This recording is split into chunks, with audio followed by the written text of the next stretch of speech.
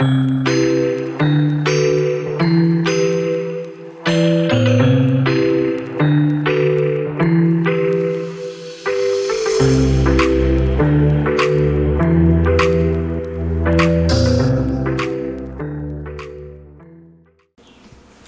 y'all, this is Marla K. Hope everybody is doing well. Today I want to talk about white folks' interpretation of when society actually collapses versus, looking through the lenses of other people's, like Negroes, people who are living in the belly of the beast. So I've been thinking about this, and we've been in a constitutional crisis for a minute, in my opinion, way before this year. But like this year is exacerbated a thousandfold because of finances and because of the way that the powers that be have chosen to go about creating this chaos, to throw us into this economic decline that's going to catch a lot of people off guard. And I'm calling it economic because this society runs off of money. We ain't no bartering system. I guess you can say we are, but really, it's a financial system. It's a system that the Khazarians, the Babylonians, whoever you want to call these folks, created. Edomites, Esau, and them. They created this system, and they created all these modern systems that don't work, and they only last a little while, and then they go away. Now, one thing I want us to keep in mind is that America is a baby empire, like 250 years. A lot of these other civilizations have been around for hundreds and thousands of years, and they've been through decline and rebuild and decline and rebuild, and they keep coming up with schemes, and they don't work, and then they'll go back to the old thing for a little while, and then somebody else will create something, and then this constant back and forth cycle with people, or nations just building themselves up only to get too big for their britches and then tear themselves down from the inside out, or unless they're invaded, which would happen. I'm gonna say both happened to Israelites too. If you read Israelite history, they usually started with some foolery on the inside, which led to them being conquered on the outside. And so that's kind of like what we're getting ready to witness, except for it's all orchestrated. But one takeaway I want to leave you with is that the destroying of history, the burning down of buildings, the burning, getting rid of stuff, getting rid of evidence. What European Babylonians have done, Esau, Edom, that's what they have done throughout history for at least 6,000 years. Um, even here in the United States, it's coming out that, like, and I don't know the guy's channel, but I'm gonna have to see if I can find it and put y'all on it. But wherever you go outside of Africa, and probably even in Africa, they don't really talk about it a whole lot. But down societies, all of a sudden they'll tell you something happened, and the people just disappeared. They be them white people, whole nations of people off the map. Burn down every building, rebuild on top of it, and it'll be like, and then they'll be pretending like, oh, we was looking for this, and we found this thing, we discovered so and so and such. They already knew it was there because they put it there. They know they know everything. Meticulously will burn down something, change the name of it, change the geographical coordinates on a map, and you'll never find it. And then all of a sudden they'll act like they're doing an archaeological dig and find this thing. Oh, we found Gomorrah. We found, Pompeii. We found do whatever. We are in a constitutional crisis, and we've been in a constitutional crisis, in my opinion, since COVID, since 2020. 2019 to 2020 for sure. Even with the stuff with Colt 45, from 2016 to 2019, I still would say we were probably in a cost back then, but we know we're in one now, and we've been going through this since 2016. Here we are, getting ready to be 2026, and we still are going through this and still in denial about being in crisis.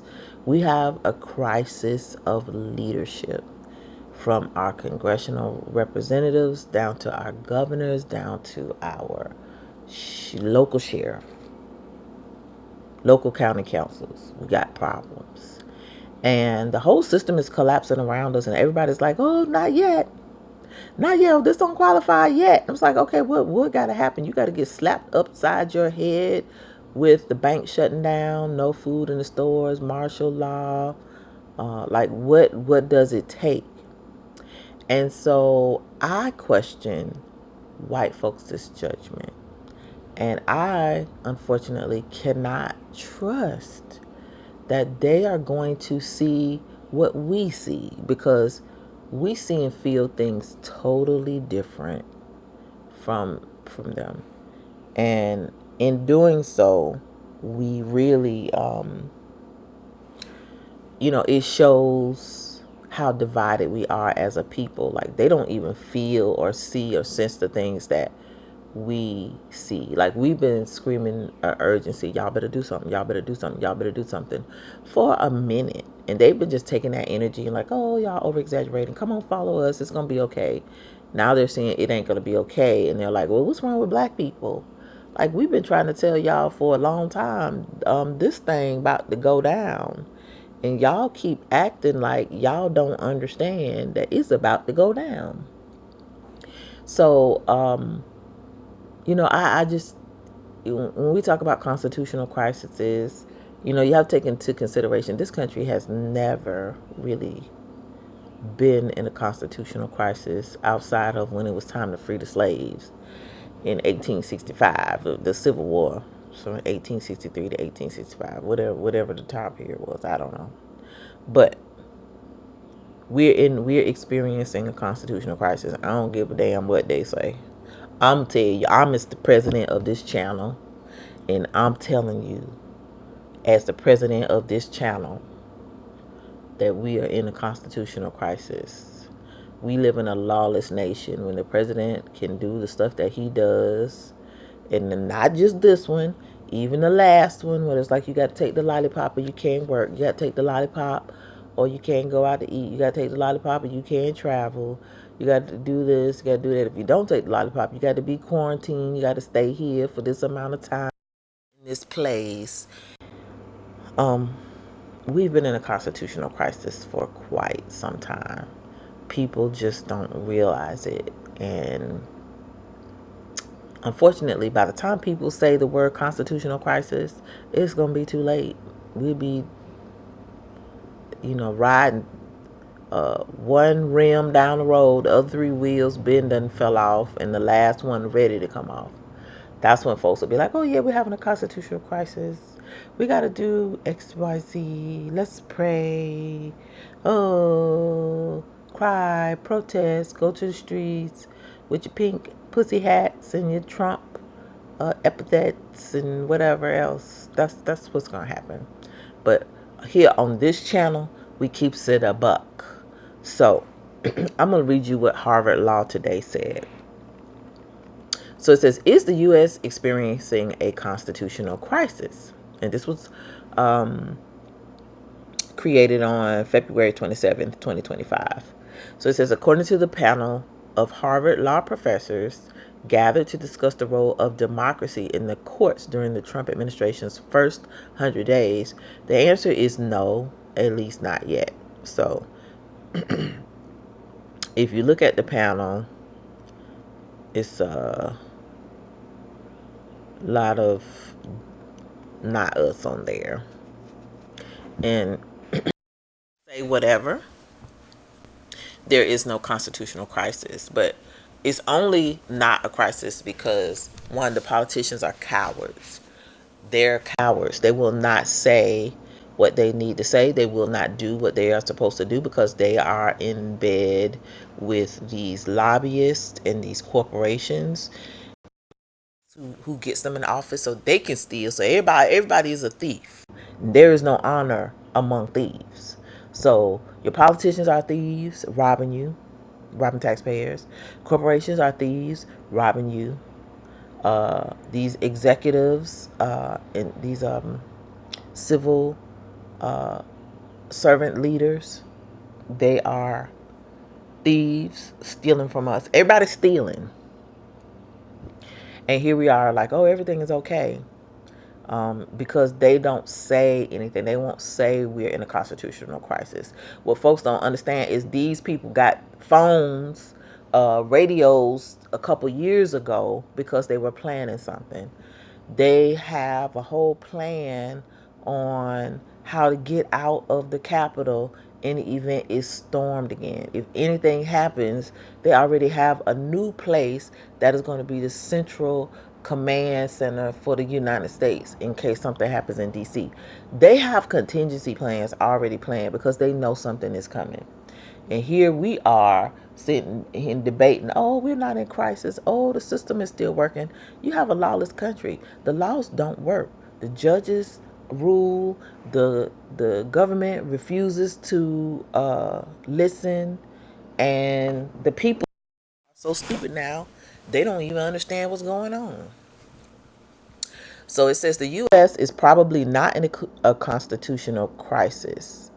At least not yet, according to a group of experts at a Harvard Law School event on Wednesday. And I don't know what makes them experts, but okay. We seem as a culture to have lost our ability to talk about our disagreements with outrageous presidential policies and our strong feelings of judgment about the immorality about their immorality without channeling it into language legality, unlawfulness, unconstitutionality, and then at the extreme, constitutional crisis. Jeannie Suk Gerson, 2, the John H. Watson Jr. Professor of Law. Gerson was speaking at the inaugural panel in a Harvard Law at Harvard in a series at Harvard Law dedicated to analyzing the first 100 days of President Donald Trump's second term, especially Lord, I'm just saying all kinds of words that's not there. Specifically, specifically the role the courts are likely to play over the next 4 years. What is the role of the judiciary in a democracy, and how is power in the U.S. shifting? Moderator Guy Uriel Charles, the Charles Ogletree Jr. Professor of Law, began by describing what he called the administration's shock and awe approach to governing. A flurry of activity that has included dozens of executive orders, pardons, and efforts to alter or eliminate executive agencies. Quote, are we entering a period of constitutional democratic crisis? Charles wondered. Richard Rhee, the ropes and gray visiting professor of law at Harvard and a faculty member of the University of Virginia School of Law, said it was useful to think about these three aspects of democracy where the courts have a role. First, there is the rule of law. Quote, the democracy that generated the Constitution, end quote, and the various laws and statutes. And so, they get that from the Torah. The role of the courts with respect to the aspect of democracy, you might say, is to make sure that those democratic enactments are adhered to in some context of legal dispute, Rhee said. Then there is the democracy that elected the president and a sympathetic Congress, he continued. Elections matter and have consequences, he said, and part of what the courts have to do is integrate integrate that newer form of democratic action with the older rule of law enactments, combining legislation with executive discretion. In that sense, the court will mediate the harmonization of the two things. Lastly, Reed said, there is day-to-day public opinion.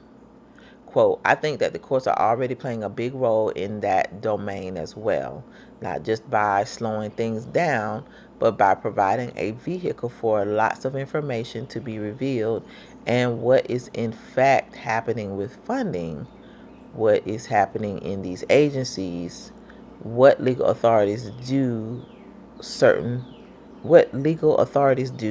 certain people actually have or purport to have.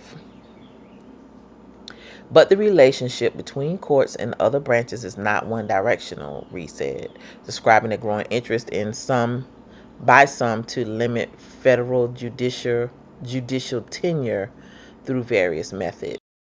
So it says when we think about the federal courts, either facilitating or synthesizing law, they're checking, but they're also potentially being cracked.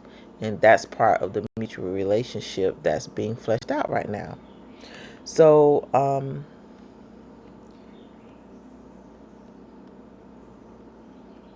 don't know. It's weird. To me, it's just weird. So it says, quote, I want it to be that you set up these mechanisms to keep democracy functioning, no matter who is running and winning elections. I need elections to keep going, and they need to keep voting because they don't want you to know what they're really doing. So it says, yet Greenwood said she has found some of the Trump administration's actions deeply troubling, such as targeting of the Federal Election Commission and other agencies that work to ensure free and fair elections. I want it to be that you set up these mechanisms to keep democracy functioning, no matter who is running and winning elections. I need elections to keep going. She also decried what she described as a lack of transparency about the activities of DOGE, also known as the Department of Government Efficiency, an Elon Musk-led initiative aimed at reducing federal spending. So it says we need to be able to shine a light on these things that are happening, see what's happening, talk about it, and criticize it, and have public discourse.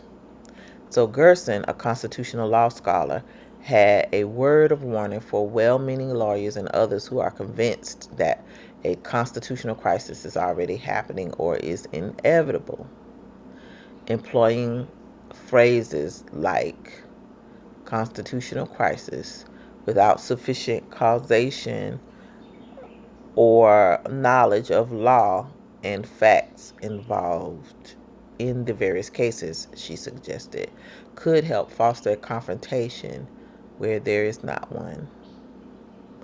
As people who care about the rule of law, I think we need to think about our own participation in hastening its demise. So, anyway, y'all see how these people be hemming and hawing and, oh, it ain't here yet. Oh, not yet. Not. Shh. Notice the seats that they're talking from. They're think tankers, attorneys at the Ivy League school, which is a pipeline to government service and all other lucrative opportunities. And here they are like, oh yeah, y'all better get it together. We're not there yet, but we're almost there. It's like, what what the heck is going on? I don't even know. But what I want y'all to keep in mind, we can't trust certain people to tell us what we see with our own eyes. Like, we have to become practitioners of truth. And what you have to understand is this system and the people that this system was designed for are going to lie to us till it completely falls apart. Now, some of them can't tell the lie too good no more because they are suffering right along with us. They are suffering. So, as things get bad, as people, um, you know, begin to start saying aloud what we are already thinking about, got to keep in mind that this place is going to fall. It's prophetic. It is just obvious, and you can just look and see nobody's adhering to the Constitution. Everybody's just doing whatever they want to do. So, as far as I'm concerned, we've been in a constitutional crisis. The issue is that the people who are responsible for calling it a constitutional crisis are in bed with the people causing the constitutional crisis. So therefore you can't get no call of constitutional crisis until you can't hide it anymore. So don't expect your people to tell you all of a sudden, oh yeah, we're having a constitutional crisis. Nope, they're not going to tell you. And you can't believe that you're not in one. You can look and see for yourself every single day, whatever the definition is of constitutional crisis. What you observe is your president not keeping the laws of this nation. And so, um, just don't be don't be hoodwinked by these folks and get comfortable and thinking, oh yeah, everything is going to be fine. It's going to go back to the way things were, or that, oh, everything is fine and we don't have nothing to worry about. You got stuff to worry about, because the people who uh, are responsible for telling you there's a constitutional crisis, they're going to be okay. They're rich. They got money. They got um, a budget of taxpayer dollars that they can do whatever they want to do with. They can move how they need to move. They have the protection that they need to have. The rest of us do not. And we need to really be paying attention to that, because, like I said, if anything happens, they're going to be whisked away. They good. They going in the tunnels with food, and you ain't going to have nothing. When they declare martial law, you ain't gonna have nothing. They're gonna have everything. So just be mindful of what's going on, and make sure you are not out here being a sucker for the system. All right, y'all. This is Marla K. Just want to share that with y'all. I will put a link to this story in the description. But again, it's just, I don't trust nothing they say, because they lie. And we about the truth over here. So continue to tell the truth and everything will work out for us. All right. This is Marla.